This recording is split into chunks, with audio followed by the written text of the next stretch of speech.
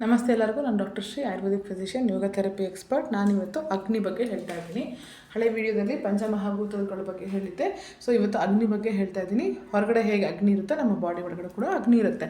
ಹೊರಗಡೆ ಥರ ಫೈರ್ ಅಲ್ಲ, ಬಾಡಿ ಒಳಗಡೆ ಕೆಮಿಕಲ್ ಡೈಜೆಷನ್ ಅಥವಾ ಮೆಟಬಾಲಿಕ್ ಪ್ರೋಸೆಸ್ ಥರ ಕ್ರಿಯಾತ್ಮಕ ಶಕ್ತಿ ಏನಿದೆ ಅದಕ್ಕೆ ನಾವು ಅಗ್ನಿ ಅಂತ ಕರಿತೀವಿ. ಅಗ್ನಿ ಯಾಕೆ ಸರಿ ಇರಬೇಕು ಅಂದರೆ ಅದರಿಂದ ನಮಗೆ ಓಜಸ್ ಉತ್ಪತ್ತಿ ಆಗುತ್ತೆ. ವೈಟಲ್ ಎಸೆನ್ಸ್ ಅಥವಾ ಇಮ್ಯುನಿಟಿಗೆ ಏನೇನು ಬೇಕೋ ಅದಕ್ಕೆ ನಾವು ಓಜಸ್ ಅಂತ ಕರಿತೀವಿ.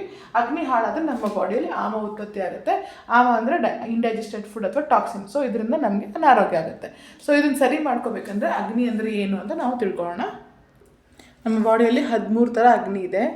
ಒಂದು ಜಠರಾಗ್ನಿ, 7 ಧಾತ್ವಾಗ್ನಿ ಅಂದರೆ ಟಿಶ್ಯೂ ಲೆವೆಲಲ್ಲಿ ಡೈಜೆಸ್ಟ್ ಆಗುವಂಥ ಅಗ್ನಿ, ಆಮೇಲೆ ಭೂತಾಗ್ನಿ 5, ಇದು ಸೆಲ್ಯುಲಾರ್ ಲೆವೆಲಲ್ಲಿ ಆಗುವಂಥ ಮೈಕ್ರೋ ಸೆಲ್ಯುಲಾರ್ ಮೆಟಬಾಲಿಸಮ್.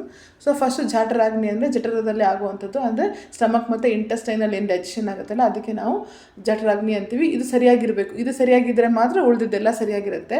ಇದು ಹಾಳಾದರೆ ಉಳಿದ ಎಲ್ಲ ಅಗ್ನಿಗಳು 12 ಅಗ್ನಿಗಳು ಹಾಳಾಗುತ್ತೆ.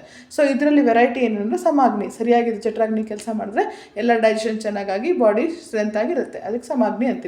ಇದು ತುಂಬ ಜಾಸ್ತಿ ಆದರೆ ತೀಕ್ಷ್ಣಾಗ್ನಿ ಅಂತೀವಿ. ತುಂಬ ಜಠರಾಗ್ನಿ ಕಮ್ಮಿ ಅಂದರೆ ಮಂದಾಗ್ನಿ ಅಂತೀವಿ.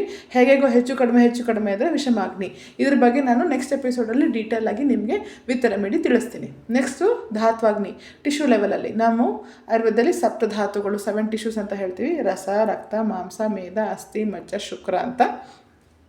ಸೊ ಈ ಏನು ಫುಡ್ ಡೈಜೆಸ್ಟ್ ಆಗಿರುತ್ತೆ, ಇಲ್ಲಿ ಬ್ರೇಕ್ ಡೌನ್ ಆಗಿರುತ್ತಲ್ಲ, ಅದು ನ್ಯೂಟ್ರಿಷನಲ್ ಫ್ಲೂಯಿಡ್ ಆಗಿ ಈ ಟಿಶ್ಯೂ ಲೆವೆಲಿಗೆ ಬರುತ್ತೆ. ಅಲ್ಲಿ ಪ್ರತಿಯೊಂದು ಟಿಶ್ಯೂ ತಂದೆ ಆದ ಅಗ್ನಿಯನ್ನು ಯೂಸ್ ಮಾಡಿಕೊಂಡು ಆ ಟಿಶ್ಯೂಗೆ ಏನು ಬೇಕೋ ಅದನ್ನು ಮೆಟಬಾಲಿಸಮ್ ಮಾಡಿಕೊಂಡು ಚೇಂಜ್ ಮಾಡ್ಕೊಳ್ಳುತ್ತೆ. ಸೊ ಅದಕ್ಕೆ ನಾವು ಧಾತ್ವಾಗ್ನಿ ಅಂತ ಹೇಳ್ತೀವಿ.